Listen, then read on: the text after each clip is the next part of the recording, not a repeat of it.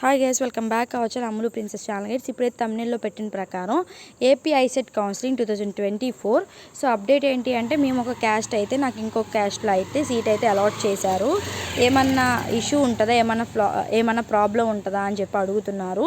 So దీని గురించి అయితే నేను ఫుల్ క్లారిటీగా అయితే వీడియోలో అయితే చెప్తాను. వీడియోని ఫస్ట్ నుంచి లాస్ట్ వరకు అయితే చూడండి, ఎక్కడైతే స్కిప్ చేయకండి దయచేసి, ఎందుకంటే మీకు ఒక క్లారిటీ అనేది వస్తుంది. సో అలాగే మన ఛానల్ని ఫస్ట్ టైం విజిట్ చేసి ఉంటే కానీ మన ఛానల్కి సబ్స్క్రైబ్ చేసుకోండి, అలాగే లైక్ చేయండి.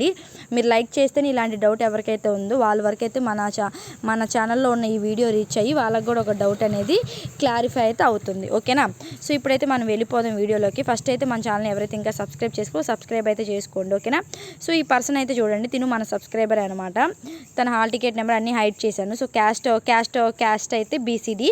సో ర్యాంక్ అయితే 1133 అయితే వచ్చింది. రీజన్ అయితే mail AU region. So mail AU reason అనమాట. తిని యాక్చువల్గా ఇక్కడైతే చూడండి, సో ఎక్కడ సీట్ వచ్చిందంటే ఎస్ఆర్ఎం యూనివర్సిటీలో అయితే సీట్ వచ్చింది. ఎస్ఆర్ఎం యూనివర్సిటీకి ఇది ప్రైవేట్ యూనివర్సిటీ కాబట్టి దీనికైతే కాలేజ్ ఫీజు రియంబర్స్మెంట్ రాదు కాబట్టి దీనికి రెండింటి దగ్గర అయితే అమౌంట్ చూపిస్తుంది. కాలేజ్కి సెల్ఫ్ రిపోర్టింగ్ ఇచ్చే టైంలో అయితే తిను ఫీజు అయితే పే చేయాలి. తనకి ఖచ్చితంగా ఆ కాలేజ్కి కావాలి అనుకుంటే ఎంతో కొంత అయితే ప్రిన్సిపల్తో మాట్లాడుకొని ఫీజు అయితే పే చేయొచ్చు. ఓకేనా? ఫీజు అయితే పే చేయాలి.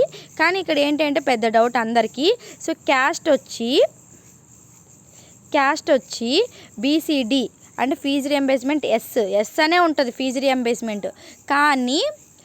కానీ మీకు ప్రైవేట్ కాలేజ్లో కానీ ప్రైవేట్ యూనివర్సిటీస్లో కానీ వస్తే ఫీజు రియంబర్స్మెంట్ రాదు. మీకు ఎస్ అనే చూపిస్తుంది కానీ ఫీజు రియంబర్స్మెంట్ అది రాదు. ఓన్లీ యూనివర్సిటీలో వస్తేనే మీకు ఫీజు రియంబర్స్మెంట్ అనేది వస్తుంది. ఓకేనా? సో కానీ దీని ఇక్కడ వచ్చిన క్యాస్ట్ అంటే BCD caste. So BCD caste అయితే దీనికి ఎక్కడ అలాట్ అయింది, ఏ క్యాస్ట్లో అలాట్ అయిందో చూసుకోండి. ఓసీ జనరల్ ఏయూ కేటగిరీలో అయితే అలాట్ అయింది. సో దాని యాక్చువల్గా అయితే BC caste. So BC caste అయినా సరే దీనికి ఓసీలో అయితే అలాట్ చేయడం అయితే జరిగింది. సో ఇలా కూడా అలాట్ చేస్తారు. సో ఈ కొంచెం ర్యాంక్ అనేది తక్కువ వచ్చింది కాబట్టి, సో ఓసీలో సీట్స్ ఖాళీగా ఉన్నాయి కాబట్టి సో ఓసీలో అయితే వీళ్ళని తీసుకోవడం అయితే జరిగింది. సో మీ క్యాస్ట్ బీసీ అయినా సరే మీ సీటు ఓసీలో అలాట్ చేసినా సరే మనకైతే ఏ ఇష్యూ అయితే లేదు. ఎవరు అయితే టెన్షన్ పడకండి. జస్ట్ ఆ క్యాస్ట్లో సీట్స్ ఉన్నాయి, దాంట్లో తక్కువ ర్యాంక్ వచ్చింది కాబట్టి తక్కువ ర్యాంక్ వచ్చినా ఎక్కువ ర్యాంక్ వచ్చినా అది ఇష్యూ కాదు ముందు. సో ఆ క్యాస్ట్లో సీట్లు ఉన్నాయి కాబట్టి ఏ క్యాస్ట్లోనైనా సరే వేరే క్యాస్ట్లో అయితే తీసుకుంటారు. సో దానివల్ల ఏ ఇష్యూ అయితే లేదు. మీరైతే ఎవరు కంగారు పడకండి. సో నాది ఈ క్యాస్ట్ అయితే నాకు వేరే క్యాస్ట్లో అయితే అలాట్ అయింది అని చెప్పి, సో ఆ క్యాస్ట్లో సీట్స్ ఉన్నాయి కాబట్టి మీరు వేరే క్యాస్ట్ అయినా సరే ఆ క్యాస్ట్లో అయితే అలాట్ చేశారు. సో ఎవరైతే కంగారు పడకండి. ఓకేనా? సో కంగారు పడాల్సిన విషయం ఏం లేదు. మీ క్యాస్ట్ కాకుండా వేరే క్యాస్ట్లో అలాట్ చేస్తే అక్కడ సీట్లు అనేవి ఖాళీగా ఉన్నాయి కాబట్టి అక్కడ అలాట్ చేశారు. సో ఎవరు కూడా దీన్ని కంగారు పడి టెన్షన్ పడిపోయి దీన్ని ఏమైనా చేంజ్ చేయాలేమో అని అనుకుంటారు.